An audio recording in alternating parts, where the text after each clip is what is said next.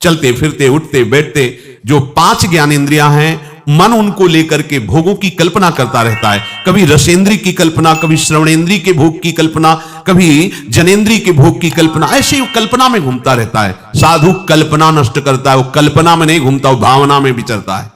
साधु और संसारी पुरुष में अंतर है, संसारी पुरुष कल्पना में विचरता है। अगर ऐसा लग जाए, ऐसी मशीन लग जाए, ये दुकान बढ़ जाए, ये ऐसा हो जाए तो इसमें ज्यादा संपत्ति आएगी, ज्यादा संपत्ति आएगी, फिर इसकी फैक्ट्री खोल लेंगे, फिर ऐसा कर लेंगे, ये कल्पना, ऐसा मकान बन जाए, यहां ऐसा ऐसा ऐसा, वो कल्पना में विचरता रहता है। साधु भावना में विचरता है, कल्पना में नहीं। कल्पना होती है मायाकृत सृष्टि की और भावना होती है शास्त्र सम्मानित जो सिद्धांत है उसके अनुसार आराध्य देव की। साधु भावोत्सवेन भजताम रस काम धेनुम। साधु भावना करता है, कल्पना नहीं करता। साधु कल्पना को मिटा देता है। देखो, कभी कल्पना तो नहीं होती तुम्हारे हृदय में, भावना होती कि कल्पना। यदि कल्पना तो अभी हृदय संसारिक है, मिटाओ उस कल्पना को भावना के द्वारा। भावोत्सवेन भजताम। कभी ऐसा होगा क्या, किसी लाडली लाल कृपा करके हमारे नेत्रों के सामने आएंगे और हमें पुकारेंगे और कहेंगे तू मेरा है, देख आज से मैं तुझे अपनी सेवा में रखती हूं। कभी ऐसा होगा? कभी श्री जी अपने गले की माला प्रसादी हमें देंगे, कभी श्री जी अपना पाया हुआ पान प्रसाद हमें देंगे। क्या कभी लाडली जी के गोरे चरणों को अपनी गोद में लेकर के धीरे धीरे उनमें महावर की रचना, क्या ऐसा सौभाग्य होगा? कभी ऐसा सौभाग्य होगा मैं प्रीतम को प्यारी जी से मिलाने के लिए उत्साह युक्त करके जा रही हूं सेवा सामग्री पास है, क्या कभी ऐसा होगा? वृंदावन में हम प्रेम उन्मत्त होकर, शरीर की कोई शुद्ध नहीं, लाडली लाल के प्रेम में विवश होकर, क्या कभी ऐसा होगा? यह है भावना। जो आराध्य देव के प्रति प्रतिपल ऐसा चिंतन हो उसे कहते भावना में, और वही भावना सिद्ध हो जाती है तो क्या सब हट जाता है। वो देखता है ये कर रहा है, वैसे ही सब प्रतिपल सेवा में मगन है। साधु कल्पना मिटाता है। अब आपको देखना है इनमें से कि आप क्या हो, खुद अपने हृदय में देखो, तभी कहते श्रवणेंद्री को मजबूत करो। जब आप अपने हृदय को देखोगे कि सारे दोस्त तो हम में ही हैं, तो अभिमान नहीं रह जाएगा। उस अभिमान का गलित होना सारे सद्गुणों को प्रकाशित करना है, दैवी संपदा का बुलावा है। और अभिमान आ गया तो आई हुई दैवी संपदा भी अंतर्ध्यान हो जाती है, आसुरी संपदा आ जाती है। साधु एक ही चीज मिटाता है, चाह। अगर चाह बनी हुई कुछ भी प्रभु के सिवा तो ये साधुता का कलंक है। कोई भी चाह नहीं, चाह मिटी, चिंता मिटी, मनुआ बेपरवाह, जाही न चाही कबहु कछु न चाही। ये हमारी सिद्धि है, परमार्थ के पथिक की ये सिद्धि है, न चाही। और यहां गुरु न चाही, सिद्धांत न चाही, प्रभु न चाही, पर यह चाही। कैसे कैसे परमार्थ के पति को, चाहे कोई भी हो, शास्त्र प्रमाणित तुम्हारा हृदय होना चाहिए। नहीं तो बनाओ, आए हो परमार्थ मार्ग में। परमार्थ का पथिक चाह मिटाता है, चाह। अगर कोई भी चाह प्रभु के सिवा है, परमार्थ के पथिक को आगे नहीं बढ़ने देगी। मान लीजिए बात, तृष्णा, भोगे हुए विषय को पुनः भोगने की इच्छा का नाम तृष्णा है। वो चाहे किसी भी इंद्री का विषय हो। परसों हमने समोसा चटनी पाया था, अगर आज बने तो फिर बहुत स्वाद था, वैसे ही बनाओ। तृष्णा, सुने हुए, देखे हुए, सूंघे हुए स्पर्श सुख, रसेंद्री सुख, कोई भी भोगे हुए विषय को पुनः भोगने की इच्छा का नाम तृष्णा है। सुनो इसे, मनन करो, इसे उतारो। जब तुम्हारे अंदर मांग हो तो देखो तृष्णा की मांग तो नहीं है ये। कभी भी जीवन में कभी भी जो भोगे हो उसके संस्कार हैं, अनंत जन्मों के संस्कार हैं। उन्हीं को भस्म करने के लिए तो परमार्थ के पथिक बने हो। जो दुर्वासना मम सदा परिकर्षयन्ति, उसी को भस्म करने के लिए तो साधना कर रहे हो। और काहे की? कभी भी ये तृप्त नहीं होती, चाहे जितना खा जाए कभी नहीं तृप्त होती। योग वासिष्ठ में बहुत इसका वर्णन है कि उपासक इस तृष्णा रूपी डाइन से बच जाए, ये कभी आघाती नहीं। भोगते रहो, भोगते रहो। एक ही भोग नहीं, जो भी भोग इंद्रियों के हैं उनको पुनः भोगने की इच्छा का नाम तृष्णा है। कलह, आपस में किसी भी तरह का वैर विरोध तभी होता है जब दूसरे से हमारी मांग होती है अनुकूलता की। यह कलह शब्द वहीं प्रकट होता है जब सामने वाले से मांग होती है अनुकूलता की, और जब हम अपने कर्तव्य का पालन करते हुए उसके अनुकूल रहने की बात करेंगे तो कलह शब्द है ही नहीं। धर्म से हमारा क्या कर्तव्य सामने वाले के प्रति, इसका पालन करोगे, कभी कलह नहीं हो सकती। कलह तभी होती है जब सामने वाले से अपनी अनुकूलता की मांग होती है, तभी कलह प्रकट हो जाती है। चाहे वो कोई घर का हो, पड़ोसी हो, देश का हो, विदेशी हो, कोई भी हो, तभी कलह होगी जब सामने वाले से अपनी अनुकूलता की मांग होगी। यदि अपने धर्म से अपने कर्तव्य का पालन सामने वाले के प्रति करें तो कभी कलह नहीं हो सकता, कहीं भी कलह नहीं हो सकता। साधु कलह को नष्ट करता है, साधु कलह युक्त नहीं होता, कलह का नाश करता है। लक्ष्य क्या है? केवल रसेंद्री की तृप्ति के लिए, केवल पांच भौतिक शरीर के आराम सुख के लिए यह मार्ग नहीं है। ये मार्ग तो इसी बात के मिटाने के लिए है, इसी बात के मिटाने के लिए। पर समझ कहां आती है? समझ है ही नहीं।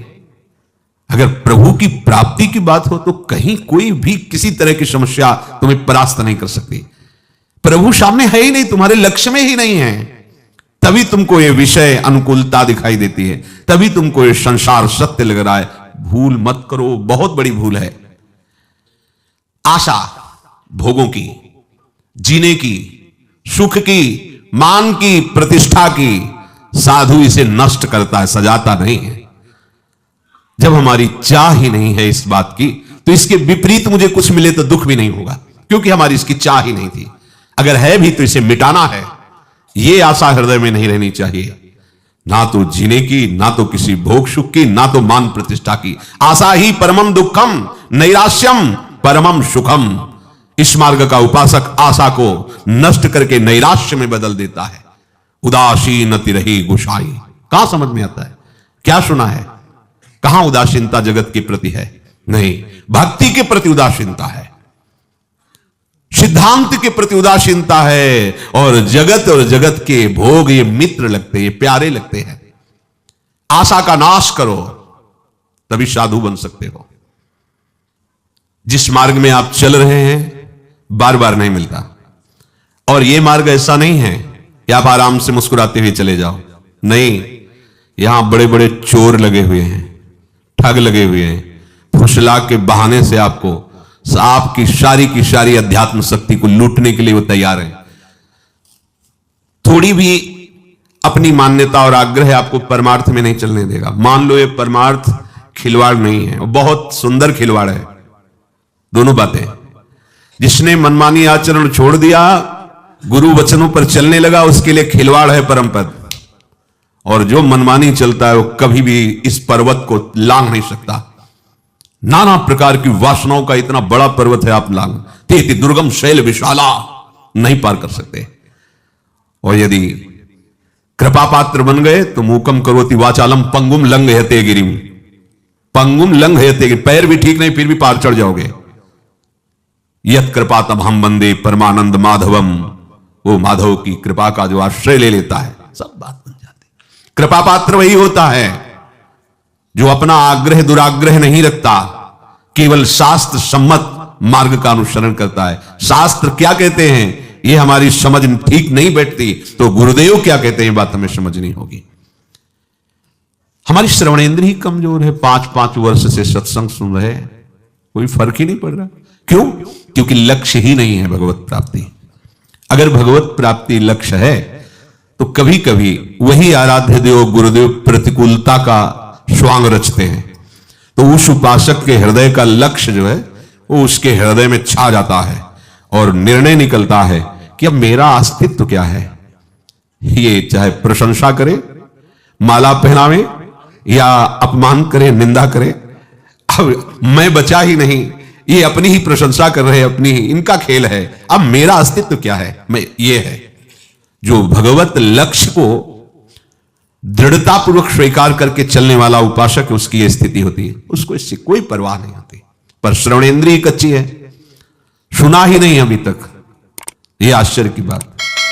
पानी ममीन पियासी मुझे सुन सुनी आवे हांसी, जल में खड़ा है, अभी प्यास प्यास रट के मर रहा है। अरे थोड़ा ग्रीवा झुका, देख जल में खड़ा है। थोड़ा अहंकार नीचा कर, अहंकार मिटा, देख अमृत समुद्र वृंदावन धाम में बैठा हुआ है।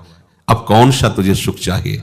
पर जब तक अहंकार है, वृंदावनी विधि विषय तज के सब अभिमान, केवल अभिमान शब्द नहीं लिखा, सब विद्या रूप महत्व गुण धन यौवन अभिमान, सठकंटक देखे जहां रहे नो भक्ति निदान। आए किस लिए हो? भगवत प्राप्ति के लिए। अगर नहीं तो समय नष्ट मत करो, एक मार्ग चयन करो, या तो प्रवृत्ति मार्ग या तो निवृत्ति मार्ग। निवृत्ति मार्ग तुम्हें अगर केवल इसलिए लग रहा है कि खान पान विश्राम और सुविधा, तो भूल मत करना, बहुत ही आपको भ्रम में फंसना पड़ेगा। मेहनत करो, अन्य जीवों को सुख पहुंचाने की चेष्टा करो, नाम जप करो, स्वयं खाओ, दूसरों को खवाओ, प्रवृत्ति मार्ग। और घोर शासन युक्त रखकर अपनी इंद्रियों को अपने आराध्य देव के अनुकूल आचरण करते हुए पूरा जीवन व्यतीत कर दो, निवृत्ति मार्ग। बीच में मत रहो। सेवक जी उनको मजरेडो कहते हैं, मजरेडो, ऐसे न वैसे रहे मजरेडो, ये बीच के लोग हैं, ये ना घर के होते हैं ना घाट के होते हैं। इसलिए बहुत सावधान। हर उपासक अपने लक्ष्य को प्रतिपल सामने रखे। जो लक्ष्य को सामने रखता है उसकी कोई शर्त नहीं होती, वो बिना शर्त का बिका हुआ होता है। ये जितने शर्त वाले हैं ये सब अपने मन में बिके हुए हैं, ये मन के अधीन है, ना गुरु के ना शास्त्र के। बहुत सावधान। अगर आप शास्त्र सम्मत चलेंगे तो जितने लोकांतर के सुख आपके चरणों में लुटेंगे, जितनी सिद्धियां हैं सब आपके सामने हाथ जोड़े खड़ी रहेंगी। ये भगवत मार्ग है। इसके लिए थोड़ी आपको भगवत मार्ग का प्रयोग करना है, ये तो बाधा रूप से आपको घेर लेंगे। इसके लिए हमें आराधना थोड़ी करनी है, ये हमारा लक्ष्य थोड़ी है। सही पूछो तो लक्ष्य को ढकने के लिए आपको घेर लेंगी।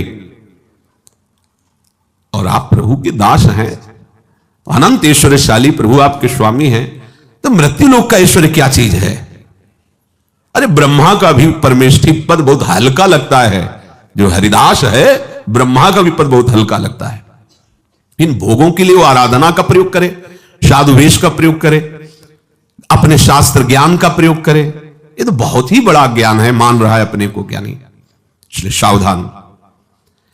यही परलोक सकल सुख पावत, मेरी सो भैया कृष्ण गुण संचो। आचार्य चरण को शपथ देने की क्या जरूरत थी? विचार करके देखिए। तुम्हें हमारी कसम है, हे शरणागतो, तुम्हें हमारी कसम है, हमारी इस बात पर विश्वास कर लो। क्योंकि जानते हैं पाए जान जगत में सब जन कपटी कुटिल कलयुगी टंचु। ये सब कलयुगी जीव कलयुग के द्वारा मलिन किए हृदय वाले, कपट छल वाले हैं, संशय वाले हैं। इसलिए कह रहे मेरी सो, तुम्हें मेरी शपथ है, यदि तुम कृष्ण के गुणों का गायन करोगे, उनका चिंतन करोगे, मनन करोगे, तो तुम्हें इस लोक में भी और परलोक में सदा सुख ही सुख मिलेगा। तो हमें सुख लक्ष्य करके प्रभु का भजन नहीं करना। लक्ष्य भजन है, ये अपने आप आपको पीछे पीछे डोलते नजर आएंगे। सावधान। ये श्रवण मनन में बैठा लो। आपकी श्रवणेंद्री बलवान होनी चाहिए। श्रवण से ही शरणागति होती है और श्रवण से ही शरणागति की पूर्ति भी होती है। यही प्रारंभ है और यही विश्राम है। आपका श्रवण ही कमजोर है, तभी आपका परमार्थ संबंधी स्वेच्छाचार नष्ट नहीं होता। यदि श्रोत्रिय आप बन जाएं तो ब्रह्मनिष्ठ होने का मार्ग मिल जाएगा, पर श्रोत्रिय ही नहीं हो पाते। तुम्हारे श्रवण कमजोर हैं। यदि श्रवण ऐसे हो जाए जिनके श्रवण समुद्र समाना, कथा तुम्हारी सुभग सरिनाना, और भरे ही निरंतर पर हो ही न पूरे। रात दिन भगवत नाम, भगवत चर्चा, भगवत चरित्र, भगवत सिद्धांत सुन रहे, पर श्रवणेंद्री कभी ये कि अब हो गया बस, अब क्या सुनना, ऐसा नहीं। समुद्र में जैसे कई नाम रूप वाली नदियां मिलती हैं जाकर, पर समुद्र अपनी मर्यादा में रहता है, कभी उफान नहीं करता। ऐसे प्रेमी की श्रवणेंद्री समुद्र है और ये भगवत चर्चा कई तरह की नदियां हैं। कभी प्रभु की रूप माधुरी की चर्चा, कभी गुण माधुरी की, कभी लीला माधुरी की, कभी ऐश्वर्य की, कभी महामहिम प्रताप की चर्चा, कभी सिद्धांत की चर्चा। ये विविध प्रकार की नदियां श्रवणेंद्रिय रूपी समुद्र में जाती हैं, पर उपासक को ऐसा नहीं होता कि ये बात तो बहुत बार सुन लिया, अब क्या। वो उपासक ही नहीं है। यदि आप सत्संग श्रवण करते हैं तो मुझे लगता है कि अपनी दिनचर्या से अलग कोई स्वाध्याय करने की जरूरत ही नहीं है। जैसे गाय खाती है घास और भूष, पर वो परिवर्तित करके महामहिम दुग्ध के रूप में तुम्हें देती है, ऐसे बड़ी कठिन तपस्या, बड़ी साधनाएं करके महापुरुषों ने शास्त्र का अनुभव किया और वो अमृतमय दुग्ध तुम्हें श्रवणेंद्रिय से पान करा रहे हैं। तुम्हें अब घास खाने की जरूरत नहीं है, भूस बटोरने की जरूरत नहीं है, तुम्हें तो दूध और घी मिल रहा है। खाओ और स्वस्थ हो जाओ, स्वस्थ अपने स्वरूप में स्थित हो जाओ। जो शब्द सुने उसे अपने में देखें कि है कि नहीं है।